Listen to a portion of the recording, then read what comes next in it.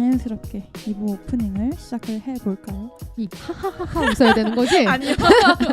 안 그러셔도 돼요. 그냥 이거 쓸 때 제가 으헤헤헤 이렇게 웃으면 안 되는 거야? 그때 여러 번 너무 대본을 탈고를 많이 해서 쓸 때 하하하 벌써 영혼 없이 웃으면 되는 건가? 좋은 작가가 되고 있어. 나날이 발전하는 발전하고 있어. 이제 시작할게요. 네. 자, 우리 일주일이 지났습니다. 예, 하하하 웃으라고 되어 있는데 예, 웃었습니다. 일단. 생각보다 굉장히 그렇네요. 민망하네요.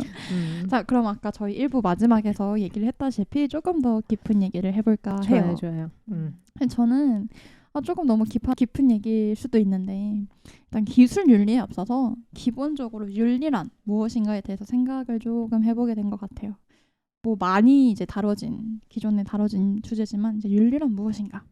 실제로 윤리란 무엇인가라는 책도 있죠. 윤리를 행하기 위해서 이런 거. 뭐 도덕에 집중을 네네. 하고 뭐 선을 추구하는 행위 자체가 결국은 뭐 카오스, 혼돈 이런 속에서 우리 스스로를 지키기 위해 만들어진 어떤 선이라고 저는 생각을 하거든요. 어떻게 보면 그런데 기술이 정말 완벽하게 인간을 지배해버리고 그러니까 인간의 중추신경마저 완벽하게 이 책에서처럼 세뇌를 한다면 그게 오히려 저희가 지금 예방하려는 혼돈 속에서 지켜지는 혹은 벗어난 그런 삶을 살 수 있지 않을까 하는 그런 생각이 들었거든요. 그러니까 정말 하나의 오차도 없이 인간의 정말 깊은 신경 하나하나까지 다 조작을 해버린다면 그래서 이런 생각으로부터 시작을 해서 한번 얘기를 해보려고 해요. 그래서 현희님이 뭐 궁금하네요.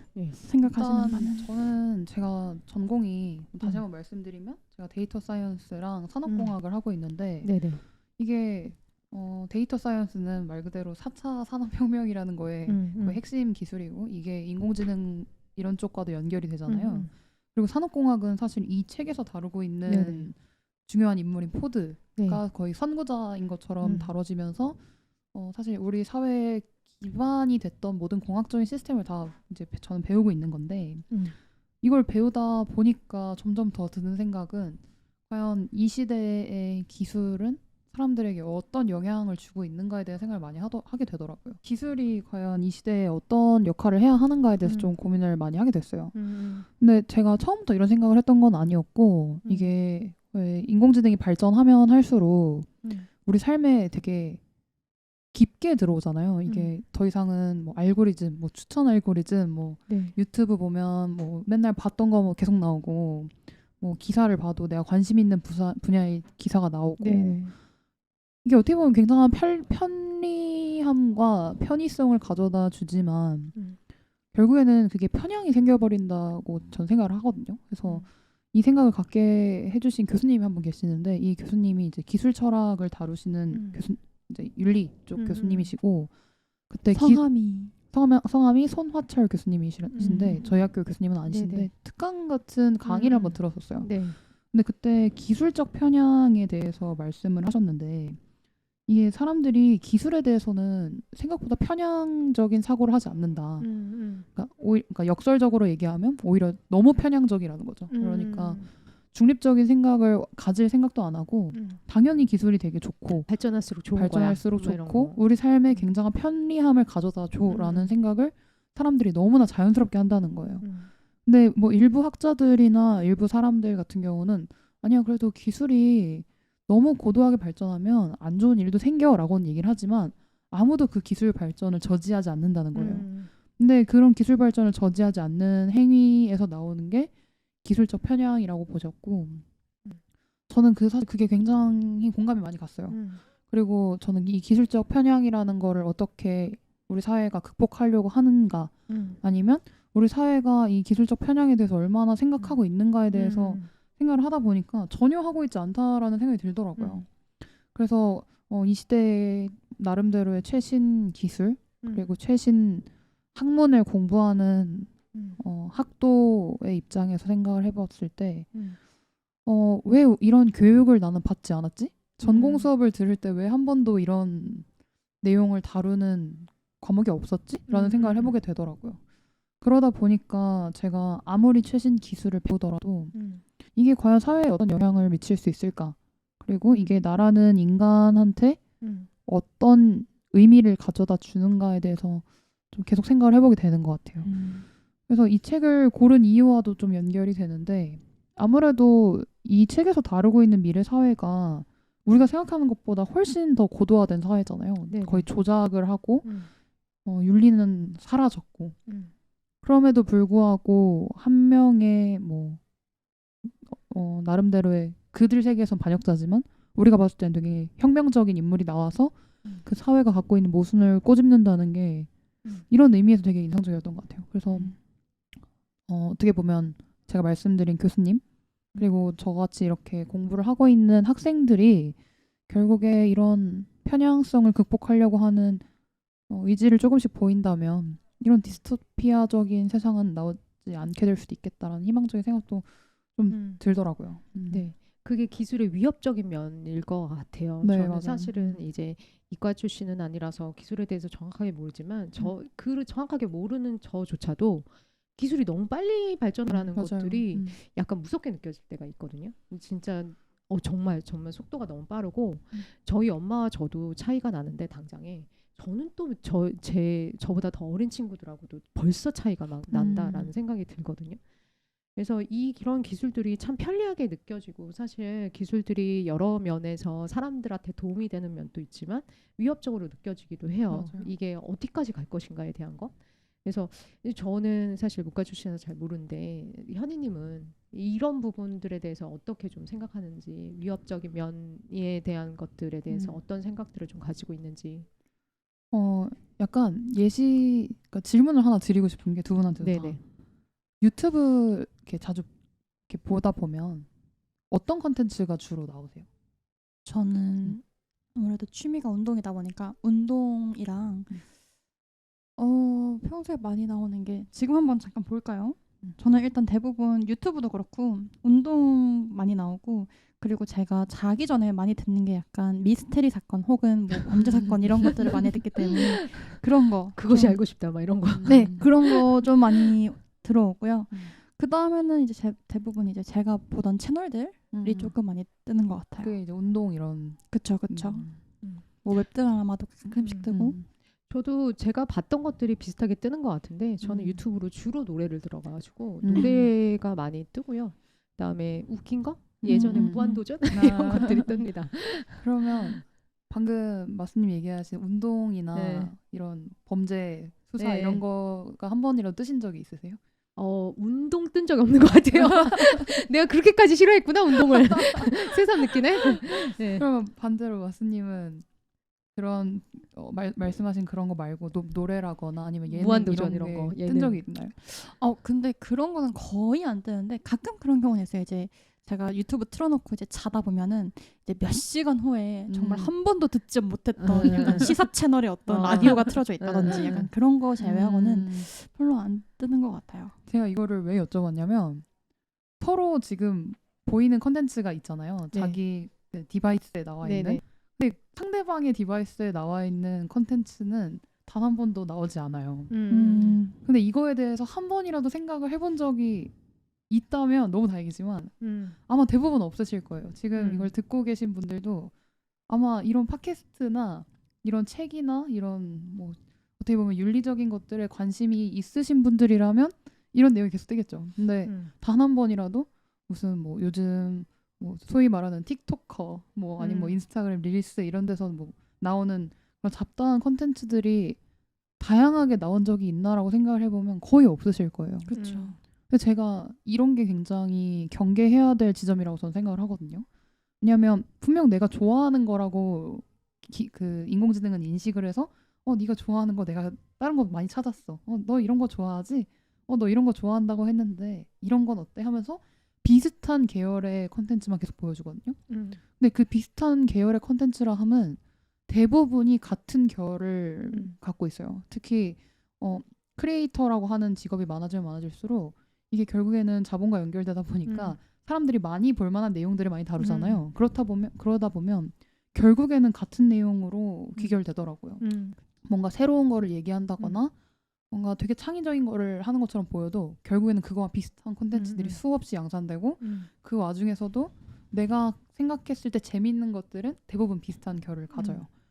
근데 내가 관심이 없는 분야에 대해서 내가 관심이 없으니까 난 안 보고 싶었는데 뭐 난 안 보고 싶었으니까 오히려 나한테 좋은 것만 보여줘서 난 좋아 라고 생각하면 어쩔 수 없겠지만 내가 좋아하는 것만 계속 보게 되는 생각이 과연 많은 콘텐츠를 접하고 있다고 얘기할 수 있는가에 대한 문제가 좀 달라지는 것 같아요. 특히 이제 유튜브를 예로 들었지만 저는 제가 공부하고 있는 분야에서 제일 관심 있는 분야가 이제 클러스터링이라는 네네. 기법이에요. 근데 그게 군집을 형성을 하는 네네. 거거든요. 그래서 아까 말씀드린 것처럼 운동에 관심 있는 집단, 뭐 노래에 관심 있는 네네. 집단 이렇게 해서 다양한 집단이 형성이 될 때 그 집단들을 나눌 수 있는 기준이 명확하게 있는 건 아닌데 네.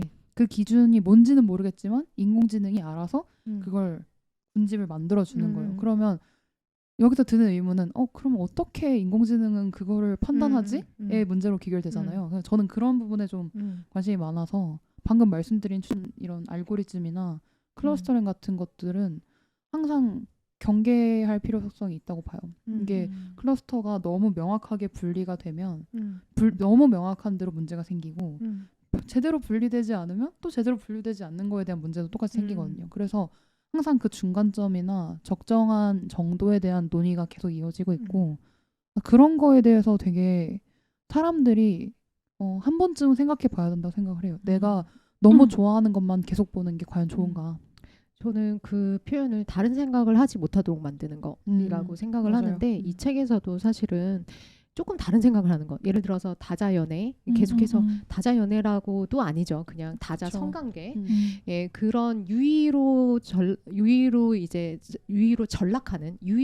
전락하는 이제 성관계가 나왔을 때 아니야 나는 한 남자가 좋아라고 누군가가 얘기했을 때 야 너 문제 있어. 빨리 뭐를 먹고 편안해져. 막 이런 거 있잖아요. 그러니까 다른 생각을 하지 못하도록 만드는 거. 나한테 그게 좋을 수도 있고 나쁠 수도 있지만 그게 내가 생각해보고 선택하는 것이 아니라 맞아요. 다른 생각을 못하도록 만드는 것이라는 생각이 좀 들어요. 방금 말씀하신 대로 내가 이게 좋아 싫어라는 생각을 할 기회조차 없는 기회조차가 거예요. 없죠. 그냥 나는 이거를 좋아하는지도 몰랐는데 한두 번 뭐 많게는 한 5-6번 네네. 봤던 게 그냥 내가 이런 걸 좋아하는 사람으로 거의 낙인이 되어버리는 거죠. 익숙해지니까. 네. 그러면 이제 인공지능이 판단했을 때는 얘는 이런 걸 좋아하는 사람이구나를 판단하지만 사람인 나는 그걸 판단하지 못한 상태에서 그죠. 인공지능의 판단에 의해서 나라는 사람이 규정되어 버리는 게 굉장히 무섭더라고요. 그렇죠. 사람은 익숙한 걸 좋아하니까요. 그게 참 무섭고 이제 저희가 얘기를 하다가 이제 현희님이 계속 그 중간 지점이 없어진다, 그러니까 그레이 에리아가 없어진다라는 얘기를 이제 해줬는데 이제 청취자 여러분들께 막간에 홍보를 드리자면 그래서 저희 그따 플랫폼은요. 저희 그따 플랫폼은 도서 추천 플랫폼인데 기존 AI가 추천해주는 그런 큐레이팅이 아니고 휴먼 큐레이팅으로 저희가 지금 운영이 되고 있습니다. 그래서 다양한 사람들이 추천해주는 책, 왜 추천했을까를 직접 볼 수가 있고요. 저희 그따 플랫폼은 책으로 하여금 그레이 아이를 만들고 있는 플랫폼이니까요. 혹시 들으시다가 내 성향이 너무 편향되어 있는 거 아닌가? 나 조금 다른 진영의 책들이나 컨텐츠를 봐야 되는 거 아닌가? 싶으시다면 그따 홈페이지 들어오셔서 구경해 주시길 바랍니다. 되게 뿌듯한데 약간 민망하네요. 되게 뿌듯하다. 근데 약간 민망하네. 막간의 홍보를 잠깐 치고 넘어갔습니다. 네. 그래요. 그래서 그 익숙한 거를 사람이 이렇게 좋아하게 되니까 사실 그 순서가 사실은 내가 정말 이거를 좋아해서 본 건지 아니면 계속 내가 노출되니까 내가 좋아한다고 착각하고 생각하는 건지. 그러니까 그게 점점 경계가 흐릿해지니까 그게 조금 무서운 것 같고, 그리고 무서운 건 뭐냐면 지금 이 책에서 나오는 그 여자 레니나라는 여자가 있잖아요. 저는 이 여자를 보면서 그 버나드와 존의 되게 대항되는 그 반대에 있는 그 인물이 레니나다라고 생각을 했어요. 왜냐하면 버나드와의 어떤 데이트에서도 자꾸 버나드가 뭐 바다를 보고 이제 약간 그런 감성적인 그런 것들을 이제 시도할 때 굉장히 불안해해요. 버나드가 이상하다고 생각을 하고 얘가 버나드가 이제 자꾸 나 자신을 찾고 싶다라는 얘기 하거나 아니면 단순한 어떤 잠자리 이상의 너와 내가 나눌 수 있는 어떤 시간이 있었으면 좋겠다라는 식으로 얘기를 했었을 때 레니나가 굉장히 불안해하면서 언제 안정을 찾냐면 이 헬기를 타고 다시 돌아오는 그 과정에서 버나드가 한쪽 팔을 올려서 이제 레니나의 유방을 주물렀다라는 그게 나오는데 거기서 레니나가 안심을 해요. 얘가 정상이구나 라고. 그러니까 그런 거를 보면서 극이 다른 사람들, 그러니까 편향된 사람들은 어떻게 보면은 나중에 많이 시간이 흐르면 결국엔 저 진영의 사람들을 그렇구나라고 받아들일 수 있는 여유조차 없이 이상하고 두렵고 무서운 것, 나에게 익숙하지 않아서 내가 굉장히 두려워해야 하는 것이라고 생각이 되지 않을까. 그러니까 그런 걸 보면서 편향이라는 것, 기술이 가지고 오는 이제 편향이라는 것이 인간이 인간을 이해하기 힘들게 만들고 있구나. 그게 시간이 지날수록 더 심화되겠구나 라는 생각을 좀 했던 것 같아요. 혹은 그 편향성을 더 이제 극대화시킬 수도 있겠구나. 왜냐하면 기술은 가치관과 평가를 할 수 없으니까. 그래서 그쵸. 제가 아까 현희님한테도 잠깐 얘기하려다가 이제 말았던 게 아마존에서 AI 면접을 봤었는데 그거를 폐지시켰던 이유가 AI 면접이 오히려 공정할 거라고 생각해서 계속 AI 면접을 봤는데 나중에 데이터를 보니까 백인 남성 네, 맞아요. 백인 남성과 있었어. 이제 백인의 특정한 백인 남의 그 뭐라죠? 나이와 연령과 그 다음에 어떤 대학 이런 것들로 주로 해서 뽑는다는 거예요. 실제로 그랬어요. 실제로 그래서 아마존이 AI 면접을 없애고 다시 사람이 면접하는 걸로 바꿨는데 그거가 이제 데이터가 아시겠지만 저보다도 잘 아시겠지만 데이터가 어떤 거를 집어넣느냐에 따라서 그 데이터를 기반으로 해서 점점 더 그것들을 강화시키는 거죠. 기술이. 그러니까 얘네들이 뽑았던 걸 보니까 백인 남성을 선호하고 그 나이대의 사람들을 선호하고 그 학교의 사람들을 뽑았다 이거야. 그러면 계속 그렇게 강화시켜서 이 사람들을 계속 뽑는 거죠. 그러니까 오히려 공정하지 못하고 오히려 편향된 걸로 좀 더 이제 기술이 그것들을 이제 공고히 한다는 거죠. 맞아요. 네, 이런 것들이 있었던 것 같아요. 이거랑 비슷한 사례 중에 하나가 이제 인공지능 판사 얘기를 많이 하잖아요. 근데 방금 말씀해주신 이런 면접관 같은 경우는 이게 어쨌든 표본이 좀 적잖아요. 네네. 그리고 이제 지원자들의 대부분의 스펙이나 이런 걸 좀 정량적으로 분석을 해야 되는 문제가 있는데 판사 같은 경우는 사실 정해져 있는 법이 있고 그 법에 적정한 규정이 있으니까 그거를 넘었냐 넘지 않았냐를 기준으로 유죄냐 무죄냐가 판결이 되는데 왜 우리 흔히들 이제 어떤 강력 범죄가 발생을 했을 때 뭐 처분이 뭐 낮게 나오거나 이러면 다들 뭐 AI 판사를 도입해야 된다라는 얘기를 하잖아요.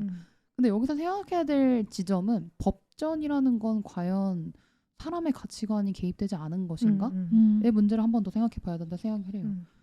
잘못하면 이런 아마존의 사례처럼 우리 모두가 다 합의하고 우리 사회에서 다 따라야 된다고 규정한 법이 누군가를 잘못 재단하는 수단이 될 수도 있거든요. 그래서 이건 역시도 경계해야 되는 지점이라고 봐요. 이 법 얘기를 하니까 제가 최근에 들었던 뉴스가 생각이 나는데 이제 할머니가 손주를 태우고 운전을 하다가 차가 급발진이 된 거예요.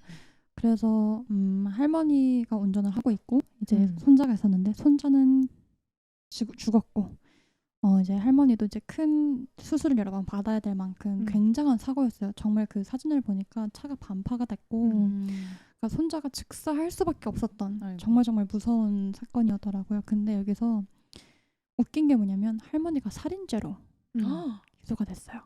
근데 이게 누구도 그거를 할머니를 이제 신고를 한 게 아니고 손자가 죽었으니 법이 할머니한테 그 죄를 묻는 거예요. 그래서 이제 그 부모님이 그 이제 아들 내외죠.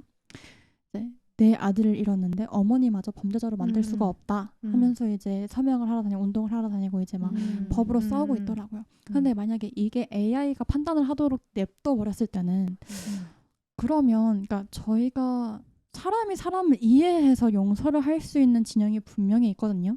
나중에 이렇게 되면 이 억울함을 우리는 누구에게 호소를 해야 할 것인가? 그러니까 누구를 탓해야 할 것인가?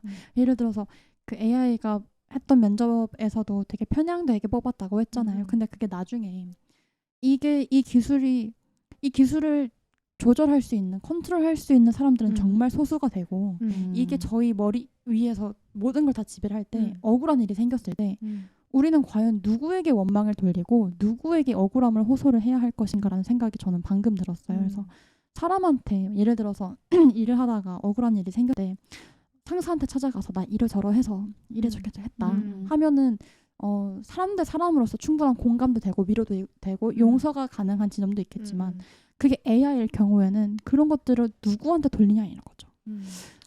이게 그 결국에는 기술에 사람의 가치관, 그런데 가치관에 이제 그 가치관도 사실은 뭐 어떤 가치관이냐에 따라 다르겠지만 사람들의 가치관이나 이제 판단이 들어가지 않으면 기술 스스로는 그쵸. 어떤 것도 반영하기가 좀 힘들 수도 있다. 예를 들어서 정상 참작이라는 것도 있고 우리 예를 들지만 그래서 그리고 작년에 한참 핫했던 우영우라는 드라마에서 나오면 우영우가 어떤 얘기를 하면 법은 마음을 봅니다 라는 얘기를 한 적이 있거든요. 그러니까 죽이려는 의도가 있어서 때렸냐 아니면 내가 죽이려는 의도는 없었냐 그런 마음을 보는 건데 이제 AI는 그거에 따라 법이 달라진다라고 이제 하는데 AI는 만약에 때려서 상해를 당했어, 상해를 입었어라고 한다 그러면 그 상해 입은 것만 보겠죠. 어느 정도 그렇죠. 입었냐. 그런데 이제 우영우도 그 얘기를 하더라고요. 법은 마음을 봅니다. 그런데 그 마음, 이 사람이 어떤 의도로 가지고 있었냐는 거는 AI가 판단하기가 힘들죠. 전 그래서 이 책에서 공유, 균등, 안정이라는 가치를 거의 최우선으로 하고 이제 이런 기술의 발전을 통해서 우리 사회는 모든 문제가 해결돼서 정말 안정적인 사회가 됐다라고 계속 얘기를 하잖아요. 네. 근데 이게 안정된 사회가 과연 이상적인가의 문제는 좀 달라지는 것 같아요. 그래서 방금 말씀하신 뭐 이런 면접 사례나 이런 법이나 방금 뭐 할머니 손자 사례도 이게 어떻게 보면 우리 사회에 이미 규범화된 것들을 통해서 아니면 기술의 발전을 통해서 만들어낸 결과에 해당하잖아요. 근데 과연 그게 정말 안정을 가져왔는지 그리고 그게 과연 우리 사회가 지향하는 가치에 부합하는 결과였는지는 또 다른 문제라고 생각을 해서 저는 오히려 그래서 이 책에서 계속 얘기하고 있는 게 균등, 공유, 안정이라는 가치가 궁극적으로는 이런 게 모두 다 도달할 수 없는 정말 이상향에 가까운 가치가 아닌가라는 생각을 오히려 역설적으로 얘기하고 있는 것 같았어요.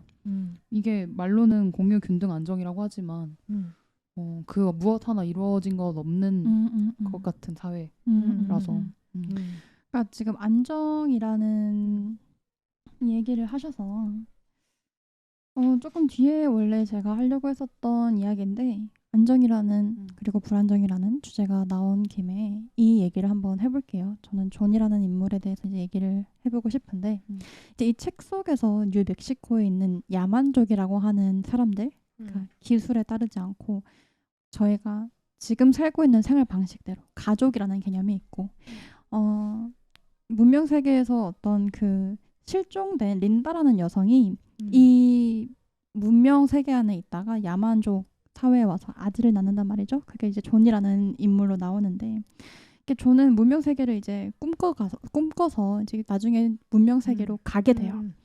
근데 우리가 아이러니하게도 생각하는 윤리 혹은 도덕적 관점으로 이 문명 세계를 바라보는 인물이 존으로 묘사가 된단 말이죠. 그러니까 존이 사람들을 깨우고 이 혁명을 하려고 하고, 그러니까 그러니까 존이 딱 봤을 때 이 문명 세계 이건 틀렸다 생각을 해서 이제 이거를 반향을 일으키고자 하는 거예요. 그러니까 이 지도자 총통이 와서 또 나랑 얘기를 좀 해야 되겠다 해가지고 존이랑 총통이 이야기를 하죠. 그러면서 하는 얘기가 뭐냐면 이 세계가 굉장히 문명화된 세계가 되게 안정된 세계고 생활이 안정이 되고 질병도 없으면서 죽음을 두려워하지 않는다고 얘기해요. 그러니까 존이 내가 원하는 건 그런 게 아니라고 반박을 하면서 이렇게 얘기를 합니다. 자기는 그런 안락과 안정을 거부하고 그러니까 여기서 문명화된 세계에서 사는 사람이 생각했을 때 악이라고 생각하는 것들을 원한다고 얘기를 해요. 그러니까 총통이 그렇게 얘기를 합니다. 그러니까 당신이 말하는 그런 원하는 권리라는 게 추해지고 병에 걸리고 불확실한 생존 속에서 불안할 권리, 고통을 느낄 권리 그거를 말하는 거냐고 해요. 그러니까 존은 자기네가 그런 거를 막 원한다고 그런 네네. 거를 원한다고 하는데 사실 이 책에서 묘사된 걸로 보면은 존이 되게 미친 사람 같아요. 왜냐면 누구나 고통에서 벗어나고 싶고 누구나 불안한 상황에서 벗어나고 싶고 그런 건데 나는 그런 걸 원한다 라고 얘기를 할 때 객관적으로 보면요. 존이 굉장히 비합리적인 인물이에요. 어떻게 보면 안정된 세계에서 살고 있는 사람들을 혼동시키고 이 사람들에게 잘못된 사고방식을 주입하는 것 같고 나는 악을 원한다고 묘사가 되고 있고 근데 저는 책을 읽으면서 이 존이라는 인물에 조금 더 이제 공감이 갔거든요. 비록 이 책에서 존이 악이라고 생각하는 것들을 이제 원한다고 얘기를 함에도 불구하고 우리가 피하고 싶은 것들을 원한다고 얘기를 함에도 불구하고 그래서 이제 그렇다면 아까 현희님이 얘기를 하셨던 것처럼 안정이라는 것이 무엇이고 불안정이라는 것이 무엇이고 우리가 지금 현실 세계에서 우리는 안정을 원해 우리는 뭐 돈을 버는 이유도 취직하는 이유도 삶의 안정을 원해라고 얘기를 하고 있지만 우리가 한 번이라도 그거에 대해서 생각을 정확하게 해본 적이 있나? 그런 것들을 조금 이제 생각을 하게 됐어요. 그래서 이런 거에 대해서 한번 더 깊게 얘기를 해보고자 하는데요. 일단 각자 존이라고 하는 인물에 대해서 어떻게 생각하셨는지 거기서부터 한번 시작을 해보고 싶어요. 저는 일단 존이 적당한 표현일지 모르겠지만 굉장히 무모하다 생각했어요. 무모했다는 이유 중 여러 가지가 있는데 가장 무모했다 생각한 이유는 존이 이 린다죠. 어머니 린다를 통해서 이제 여러 책들을 읽게 되잖아요. 근데 여러 책들을 읽을 때 그렇게 많은 책을 읽은 것도 아니에요. 그래서 이제 어떻게 보면 세뇌 교육을 할 때 썼던 책도 읽고 뭐 그렇지 않은 금서라고 하는 것도 뭐 한 권 읽고 이렇게 하는데 셰익스피어 책을 읽죠. 셰익스피어 책이죠. 근데 그거를 읽고 나서 이제 문명 세계에 갔을 때 본인이 읽은 내용들을 거의 인용을 되게 많이 하면서 계속 얘기를 하잖아요. 네. 근데 어떻게 보면 다른 사람은 다 모르니까 되게 새로운 지식이지만 그 사람이 존이 알고 있는 그 지식들은 딱 단편적인 그 책에서만 나온 지식들이잖아요. 근데 그게 되게 세상의 진리인 것처럼 생각을 하고 되게 요만하네요. 너희는 이걸 모르는데 난 알아. 그러니까 너네 빨리 깨어나. 뭐 너네 뭐 이런 세계에서 너네는 이렇게 살고 싶니? 이러면서 되게 어떻게 보면 이 사회 나름의 안정된 생활을 깨버리잖아요. 근데 이게 정말 수많은 지식을 알고 있고 정말 이 세계에 이제 존재하는 모든 지식을 다 알고 있는 사람이 이렇게 와서 얘기를 하는 거여도 그 사람들은 이게 뭐야라고 할 텐데 오히려 굉장히 그 사람이 갖고 있는 단편적인 생각과 단편적인 행동 양상만으로 그런 뭔가 무모함을 견딘다는 게 되게 무모하다 생각했어요. 그래서 저는 일단 존이라는 인간에 대해서 무모하다는 생각이 먼저 들었고 그 다음으로 왜 무모한가에 대해서 생각을 해보면 이렇게까지 자기가 어떻게 보면 되게 한 마리의 원숭이처럼 되잖아요. 나중에는 네네. 인간으로서의 삶을 이제 자유의지를 갖고 생활을 하기 위해서 문명으로부터 도망쳤는데 그 도망친 세계에서도 문명은 여전히 자기를 따라다니고 그게 자기를 굉장히 비인간적으로 만들고 굉장히 모욕을 주고 수치를 주는데도 나는 너네가 생각하는 자유생활은 이런가? 너네가 생각하지 못하는 그러니까 너네는 평생 그렇게 살아. 나는 이렇게 사는 게 내 자유의지야 라는 표명을 하잖아요. 근데 그런 걸 보면서도 이 사람이 진짜 꿋꿋하게 어떻게 보면 되게 무모하게 본인의 자유의지에 대해서 계속 생각을 한다는 모습이 좀 인상적이었어요. 저는. 그래서 저는 굉장히 무모한 인간이다라는 생각이 들더라고요. 저는 그 존이 속해 있었던 야만인의 세계도 사실 그렇게 성숙했던 사람인가라는 것들은 이제 좀 그게 들어요. 왜냐하면 사람을 이제 린다라는 어머니 자신들과 다른 가치관을 갖고 있는 사람을 이제 배척하고 그리고 그 사회에서 하는 거 보면 아이들을 채찍질하고 막 이러면서 훈육하고 하는 것도 나오거든요. 그러니까 그 사회가 성숙했던 사회인가라는 것도 이제 한편으로 생각이 들고 그 성숙하지 못한 사회에서 그리고 배척당하는 린다라는 라는 어머니, 그리고 그 어머니조차도 어떤 생각을 가지고 교육을 시킨 게 아니죠. 네. 그런 사회에서 이제 자란 존이라는 사람은 과연 자신 자신에 대해서 생각과 가치관을 갖고 살고 있나? 어떤 한편으로는 섹스피어의 책에 의존해서 이제 가치관이 고정되어 버린 그렇지 않나라는 생각이 들어서 이 사람 역시도 이제 고정되어진 사람 중에 한 명이 아닐까라는 생각들이 들고, 아까 그 안정이라는 얘기들을 좀 얘기를 해보자면, 사람이 그러면 안정을 추구하는 것이 인간의 행복의 궁극적인 것인가? 라는 생각들이 좀 들거든요. 그러니까 저는 인간이 그러면 궁극적으로 추구해야 될 것은 무엇인가라는 생각을 하는데, 물론 답은 없고 저 역시도 잘 모르겠고, 그런데 사람이 자신다움을 만들어가는 것? 그러니까 열대우림에서 자란 나무를 보면, 그러니까 계속 좋은 날씨만 계속된 열대우림에서 자란 나무를 보면 나이테가 없어요. 찾아보시면 알겠지만 그 단면을 자른 걸 보면 나이테가 하나도 없거든요. 그냥 흑색이에요. 근데 이제 계절이 뚜렷할수록 나이테가 진하게 나오거든요.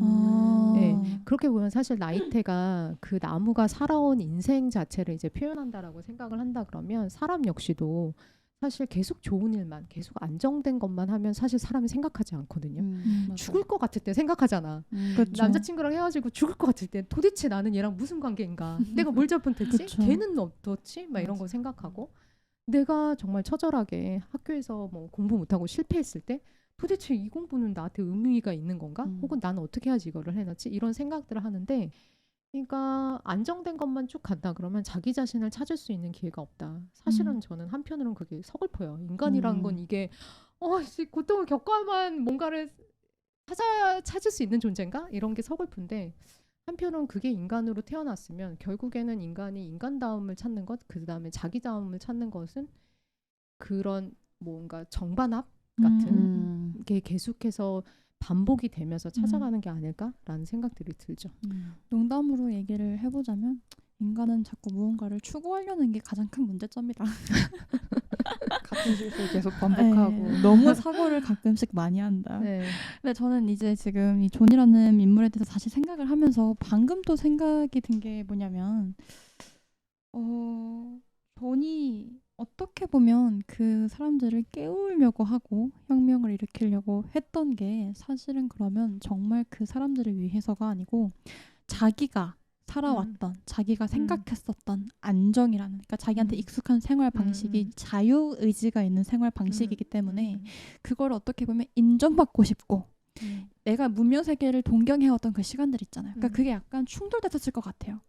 문명 세계가 좋긴 하지만 나 자유의지도 갖고 싶고, 그러니까 자기가 갖고 싶은 그 안정된 것과 그 생활을 유지하고 싶은 마음, 그리고 내가 또 한편으로는 편협되게 가지고 있는 그런 것들이 모두 모여서, 사실은 정말 저 사람들을 생각한 게 아니고 존은 자기가 생각하는 안정을 위해서 한 행동일 수도 있겠다라는 생각을 해요. 그러니까 막 그 소마를 먹을 때도 사람들한테, 그러니까 소마라고 하는 거는 책에서 그 부작용이 하나도 없는, 그러니까 고통에서 벗어나게 해주는 약이죠. 약간 마약 같은 약이죠.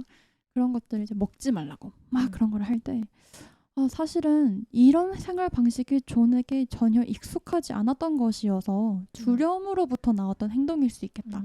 정말 존이 어떤 확고한 가치관을 가지고 이게 옳고 그르다를 판단해서 그런 게 아니고, 정말 단순히 자기가 생각하지도 못했던, 그래서 두려운 생활 모습이기 때문에 이런 것들을 이제 혁명이라고 우리가 얘기를 하는 그런 행위들을 하려고 시도했던 것이 아닐지도 모르겠다라는 생각이 갑자기 드네요. 네. 그 이 책의 3장에 보면 나오는 게 있는데, 너희들 자신의 삶을 돌아보아라. 무스타파 몬드가 말했다. 너희들 가운데 혹시 극복할 수 없는 장애물에 한 번이라도 봉착했던 사람이 있는가?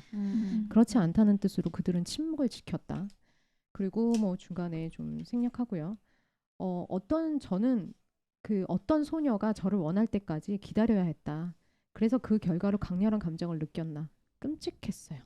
끔찍했다는 거 바로 그거야. 우리 조상들이 얼마나 어리석고 근시안적이었는가 하면 처음 개혁자들이 대두하여 그런 끔찍한 감정들로부터 해방을 시켜주겠노라고 나섰을 때 그들은 전혀 아랑곳하지 않았어 라고 얘기를 했는데, 그러니까 이런 감정들, 부정적이고 장애물에 부딪히고 어떤 사람을 갖지 못해서 강렬하게 그 사람을 원하는 이런 감정들이 다 이제 끔찍했다라고. 결국엔 이제 안정이 뭐 최고다 뭐 이런 얘기들이 좀 나오는데 안정을 추구해야 된다. 사회적인 안정이 없다면 어떤 문명 세계도 존재하지 못한다라고 나온 얘기가 나오는데 과연 이것이 과연 이렇게 추구해야 될 것인가 과연 이런 생각들이 좀 들어요. 제가 아까 우영우 얘기한 김에 하나를 더 들자면 우영우가 드라마에서 이제 아버지가 우영우를 이제 우영우가 다니는 회사의 대표님하고 이제 대학교 선후배 사이여서 우영우를 이제 부탁해서 이제 들어갔다는 걸 알았을 때 우영우가 아버지한테 왜 그랬냐고 했을 때 아버지가 난 너가 계속해서 실패하는 것들에 대해서 아버지로서 보기가 힘들었다. 그랬는데 우영우가 그때 무슨 얘기를 하냐면 실패도 온전히 내 몫이고 싶어요. 라고 얘기를 하거든요. 그게 되게 인상 깊었어요. 그러니까 실패나 불행도 온전히 내 몫으로 남기고 싶어요. 라는 것들.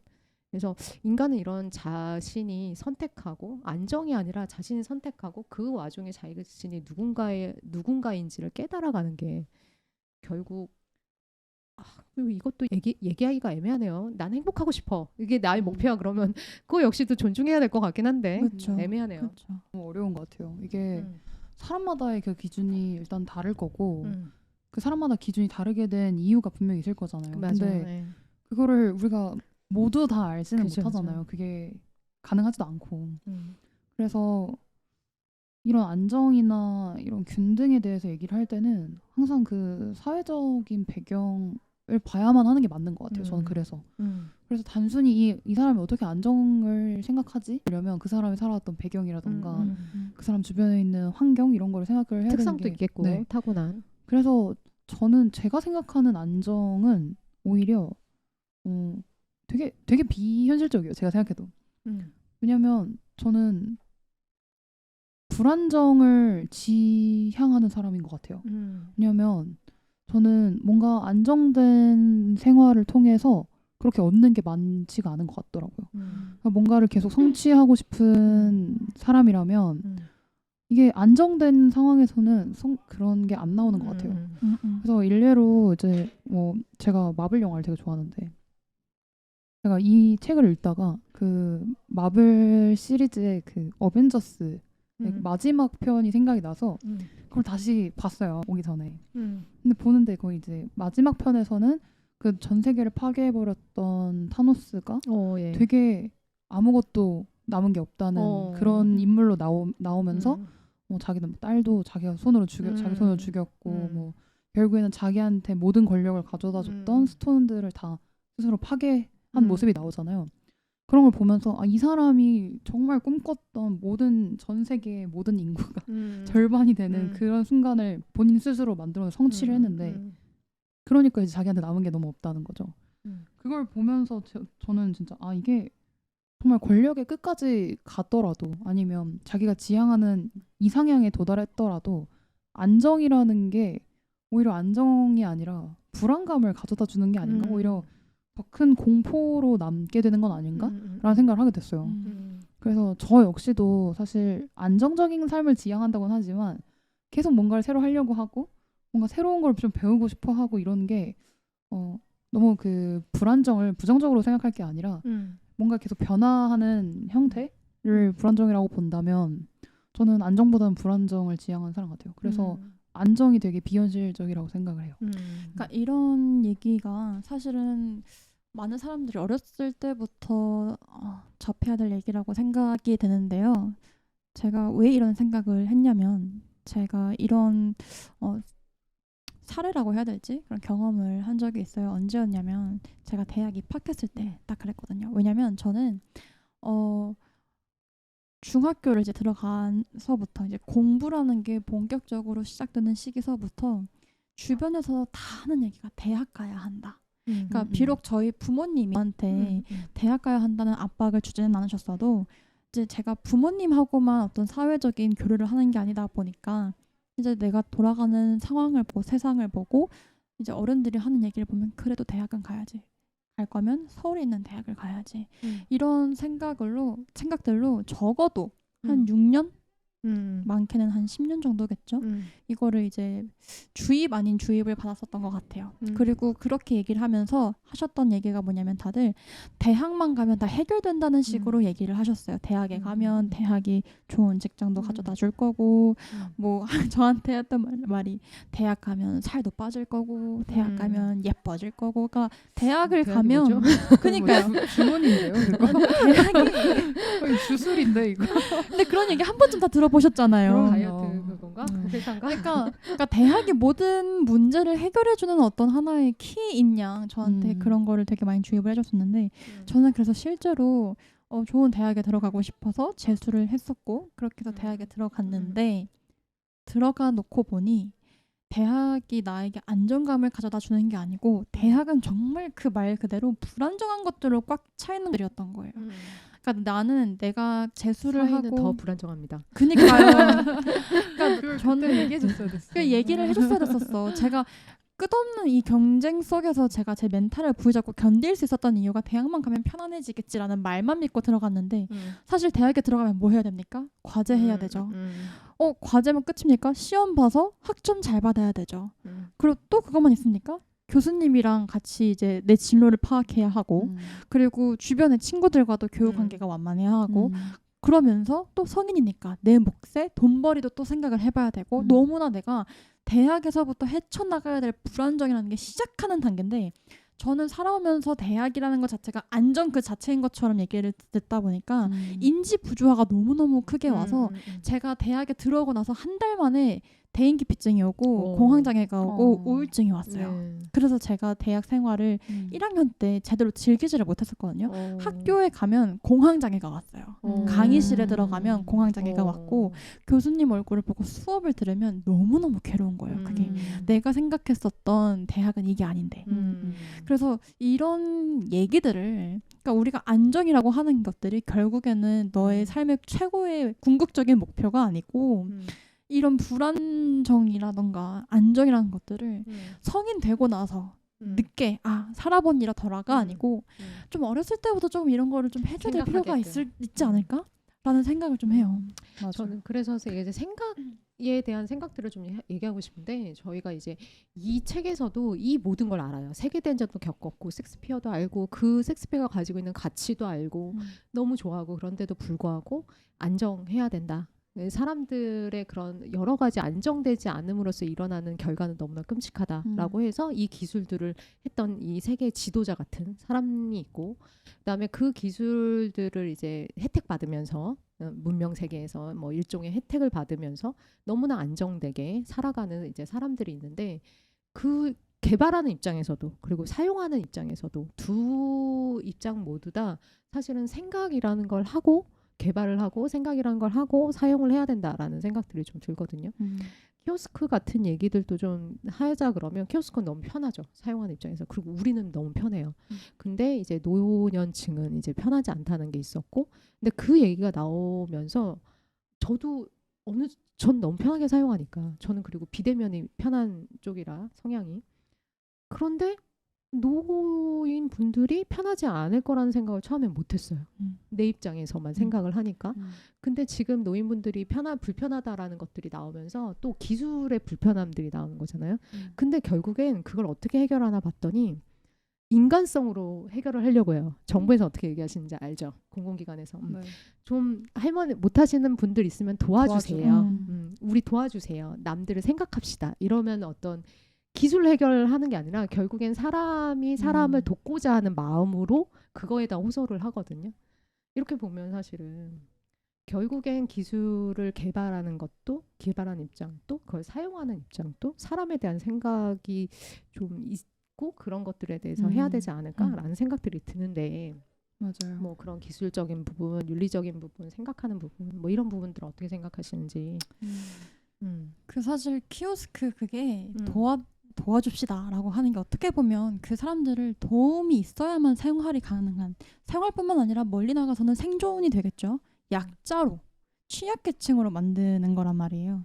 그런데 그러니까 저희야 지금 나이가 한참 뭔가 학습이 가능할 때고 뇌가 아직 쌩쌩이 뭔가 발현이 될 때고 하니까 그런 것들에 대해서는 아직 좀 먼 얘기긴 하지만 인간이라는 거는 항상 젊을 수가 없잖아요. 분명히 내가 학습을 하고 싶어도 학습을 못하게 되는 시점이 올 거고 내가 이런 것들을 익히고 싶어도 익힐 수 없는 시점이 올 건데 우리가 지금 그렇다면 당연히 그냥 도와줘야 하는 계층이라고 생각할 문제가 아니라는 거죠. 결국에는 내가 뭐 돈이 얼마나 많든 간에 내가 얼마나 열심히 공부를 했던 간에 이런 것들을 대해서 생각을 하지 않으면 나는 시간이 지남에 따라서 누구에게나 공평하게 흐르는 그 시간에 따라서 나는 결국에 정해진 결론이 취약계층밖에 답이 없는 생활이 올 수도 있어요. 그러니까 그래서 이런 것들을 좀 극단적으로 생각을 해서 조금 사용자 또 함께 같이 생각을 해야 되지 않을까. 네, 맞습니다. 네. 저는 사실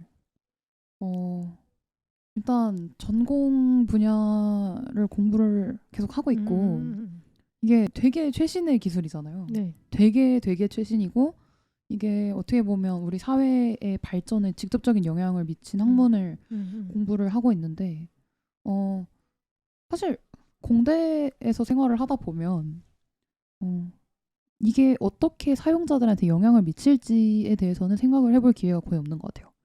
특히 이제 뭐 요즘은 이제 사용자 편의, 뭐 사용자 뭐 인터페이스 뭐 이런 식으로 해서 그런 소비자를 생각하는 네. 그런 게 나오긴 하는데 이게 정확히 말하면 사용자가 아니라 소비 고객이에요. 네네. 그러니까 우리 거를 돈을 주고 뭔가 이용을 할 때 그럴 때 편의를 제공해 주는 거지 이용자가 아닌 사람들한테는 이게 얼마만큼 편의성을 가져다 줄지에 대해서는 아직 고민을 하지 않는 것 대상자가 같아요. 아닙니다 이렇게 얘기하겠죠. 네, 그렇죠. 대상자가 결국에는 아니게 네. 돼버리니까 이익을 가져다 주지 않은 그러니까 결국 고려할 대상이 아예 아니게 돼버리니까 이런 뭔가 기술 격차라고 저는 표현을 하고 싶은데 기술에 대한 격차가 계속 나타나는 것 같아요.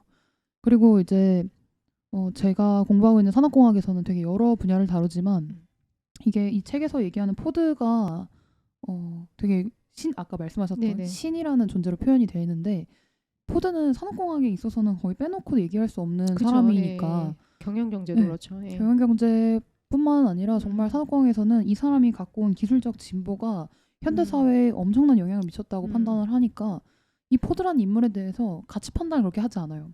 그쵸. 그냥 예. 굉장히 대단한 굉장한 업적을 남긴 위대한 음. 사람이라고 표현을 하는데 과연 이 포드가 갖고 있는 시스템이 과연 인간한테 지금까지도 유효한가에 대한 의문은 좀 제기가 되고 있는 걸로 알아요. 특히 이제 산업공학에서 다루고 있는 분야가 중에 인간공학이라고 하는 분야가 있어요. 예. 근데 인간공학 분야는 모르겠어요. 솔직히 말하면 학과의 대부분의 학생들이 인간공학에 대해서 그렇게 크게 관심을 갖는 학생은 많이 없어요. 왜냐하면 소위 말해서 돈이 안 되니까. 예. 왜냐하면 만드는 것들이 이제 뭐 신체 로봇이라거나 아니면 입는 로봇이라고 보통 표현을 하죠. 그러면 이제 뭐 노동자들의 이제 환경에서 내가 입는 로봇을 입으면 뭐 허리에 하중이 좀 덜해진다든지 뭐 무릎에 무리가 덜 간다든지 손목 안전이 괜찮다든지 이런 식의 네네. 문제를 해결하는 굉장히 방금 우리가 얘기한 굉장히 그런 중요한 부분이 될 텐데 그런 부분에 관심을 두지 않는 이유는 이게 실제로 그렇게 사용되지 않거든요. 이게 기술 개발은 이루어지고 있지만 이게 뭐 실제 노동 현장에서나 산업 현장에서 이게 과연 바로바로 적용이 되고 있나 생각하면 그렇지가 않은 거예요. 왜냐하면 사람 대신 기계를 쓰거든요. 그러니까 근본적인 문제가 기계로 대체되어 버리면서 해결될 여지가 없이 그냥 사라져 버린 거죠. 그래서 오히려 저희는 역설적이게도 산업공학과에서 인간공학을 연구하시는 교수님이 그렇게 전국적으로 많지가 않대요. 예. 근데 저희 학교 같은 경우는 인간공학을 연구하신 교수님 딱 한 분 계시거든요. 그 교수님의 수업을 들었을 때는 공학자가 가져야 되는 그 관점이 정말 여러 가지가 있구나. 특히 아무리 정말 기술 발전 속에서 인간이 없어지고 소위 말하는 키오스크죠. 어떻게 보면 우리 실생활에 밀접한 건 사람이 하던 일을 기계가 대신해버렸더라도 그럼 과연 이 사람이 대신한 일에 남는 문제는 무엇인가에 대해 생각을 꼭 할 필요가 있는 것 같아요. 그러니까 이제 키오스크를 단순히 이제 어떻게 누르는지를 도와주세요가 아니라 기술적으로 이거를 어떻게 하면 더 편하게 사람들이 정말 이용할 수 있게 될지에 대해서 고민을 하는 게 저 같은 이제 전공자들이나 아니면 이 분야에 관심 있는 기술자들이 가져야 되는 소명이라고 저는 생각을 해요. 네, 맞습니다. 네. 저는 이런 걸 생각을 하면 할수록 저는 한 번도 신기술에 대해서 와 좋다라고 생각을 해본 적이 없지만서도 더 약간 막연한 두려움이 생긴다거나 할까요? 뭔가 그렇게 되는 것 같아요. 근데 그게 정말 저는 좋은 자세라고 저는 생각을 하는 게 아까 제가 뭐 유튜브 이런 얘기도 하고 뭐 제가 관심 있는 뭐 클러스터링 이런 얘기도 했지만 저는 처음에 클러스터링에 대해서 우와라는 느낌을 별로 안 가졌어요. 근데 저게 맞는 거야? 라는 생각을 먼저 했거든요. 저렇게 분류를 아무 기준 없이 해준다는데 사람들이 저 기준을 어떻게 신뢰하지? 라는 생각을 먼저 했거든요. 근데 사실 기술의 진보와 더불어서 인간이 더 이런 기술과 저는 이제는 기술과 거의 공존하는 시대라고 생각을 하는데 기술과 공존해 나가기 위해서는 인간이야말로 이런 기술에 대한 다양한 생각을 해야만 한다고 생각해요. 그게 인간이 가질 수 있는 장점이자 인간만이 할 수 있는 영역에 몇 개 남지 않은 일 중에 하나라 생각을 하거든요. 그래서 저는 오히려 이런 기술에 대한 편리성을 처음 직관적으로 느낀다기보다 근데 이거 맞나? 아니면 좀 막연한 두려움을 직관적으로 봤을 때 느끼는 게 훨씬 건강한 자세라고 저는 생각이 들어요. 네네. 그 멋진 신세계라는 책에 대해서 이렇게 여러 가지로 얘기를 했는데요. 이제 우리가 마무리할 시간이 돼서 그러면 현희님이 이 책의 주제 혹은 키워드를 좀 나타낼 수 있다 그러면 샵 뭘로 나타낼 수 있을까요? 몇 개 사람들이 이제 찾을 때 한다 그러면 저는 샵 소마? 소망? 네, 소마. 아, 소마. 그 약 소마. 네, 소마를 네. 하고 싶어요. 네. 왜죠? 이 책이 되게 소마 같아요. 그 책 자체가 여기서 얘기하고 있는 가치나 뭐 주제가 되게 많잖아요. 네네. 근데 얘기를 할 때 항상 빠지지 않고 나오는 건 약물이었어요. 약물. 예. 특히 이제 뭐 피임 약 뭐 도구라던가 아무튼 그런 걸 얘기를 쭉 하는데 결국에는 소마가 항상 나오더라고요. 뭔가를 회피하려고 할 때도 소마. 뭔가 좀 기분을 좋게 할 때도 소마. 그리고 결국엔 소마로부터 벗어나라고 외치는 사람. 그게 굉장한 혁명가처럼 묘사되고. 근데 결국 그 사람의 가장 친했던 어머니는 소마 때문에 사망하고. 그러니까 이렇게 되잖아요. 그래서 저는 이 책 자체가 결국에는 주제는 여러 가지지만 소재로서 소마를 활용을 해서 전체 주제를 관통하고 있지 않나 싶고 맨 처음 이 책을 읽었을 때 느꼈던 인상이 되게 인상적이고 강하게 왔었는데 저도 어떻게 보면 이 책을 되게 소마처럼 느꼈던 게 아닌가. 감정적으로 감각적으로 좀 강렬한 인상을 받게 해줬던 게 이 책이 저한테는 소마처럼 다가온 게 아닌가 싶어요. 네네네. 현희님이 추천해주신 이 책이 정말 제목처럼 너무나 멋졌어요. 저희가 이 책 한 권으로 윤리도 얘기하고 기술도 얘기하고 가족도 얘기하고 정말 얘기할 게 많아서 이게 책의 가치인 것 같아요. 좋은 책의 가치. 맞습니다. 왜 고전을 읽어야 하는지를 다시 한번 생각하게 되네요. 맞아요. 그래서 이제 발전되는 이 세계를 우리는 과연 어떤 신세계로 받아들이고 또 어떤 세계를 맞닥뜨리게 될지 궁금해지는 책이었습니다. 오늘 현희님 처음으로 게스트로서 저희 이제 그따 오리지널 콘텐츠에 참여를 하시게 되셨는데 소감이 어떠신지 한번 여쭤보고 싶어요. 일단 너무 재밌었고요. 제가 되게 이런 대화에 목말라 있었다는 생각이 좀 들고 이게 책을 고를 때 고민이 많았던 이유는 이걸로 과연 할 얘기가 있을까? 였는데 오히려 너무 많은 얘기를 할 수 있는 책이 아니었나 싶고 제가 요즘 삶을 한번 돌아보는 계기가 됐던 것 같아요. 이게 공학도로서 좀 전문성을 갖게 갖고 싶어서 뭐 석사를 생각을 하고 있는 딱 타이밍이라서 과연 나는 어떤 공학자가 되고 싶은가부터 시작해서 어떤 모습이어야 하는지에 대해서 다시 한번 생각을 하게 해준 자리가 아니었나 싶습니다. 너무 감사드립니다. 1부터 10까지 얼마나 즐거우셨어요? 10이요, 10. 저희가 그러면 되게 즐거우셨던 게스트들을 한해서 구두 계약을 받고 있거든요. 이제 다음 회차 때 또 섭외 응하겠다는 구두 계약을 받고 있어요. 10이라고 얘기한 순간 이미 끝난 건가요? 그렇죠. 구두 계약은 저희가 여기서 성사가 된 걸로 합의를 보고. 이제 저는 항상 이런 대화를 현희님이랑 할 때 너무너무 즐겁고 저야말로 굉장히 바쁘신 일상을 살고 계신데 나와주셔서 너무너무 감사하다는 이야기를 하고 싶어요. 네네. 저도 이제 사실 대학원 준비하고 있는 학생 바쁘잖아요. 정신적으로도 그쵸. 바쁠걸요? 정신적으로만 바빠서 문제인 것 같아요. 네. 근데 공학자로서 사실 되게 고민해야 될 것들을 고민하고 있는 것 같아서 사실 되게 한편으로는 안심이 되네요.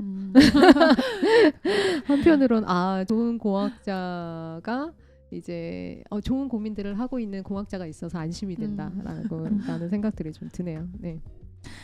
저는 그러면 다음에 또 현희님이 되실지 다른 분이 계실지 또 다음 주에 저희는 또 다른 책과 게스트로 찾아뵐 테니까요. 네. 여기까지 저희는 공동 호스트 마스 진이었고요. 저희 그따 오리지널 오디오 콘텐츠는 매주 수요일 저녁 팟빵, 플로, 유튜브에 업로드됩니다. 많이 찾아주시고 그따 플랫폼도 많이 찾아주시길 바랍니다. 감사합니다. 네, 안녕. 감사합니다.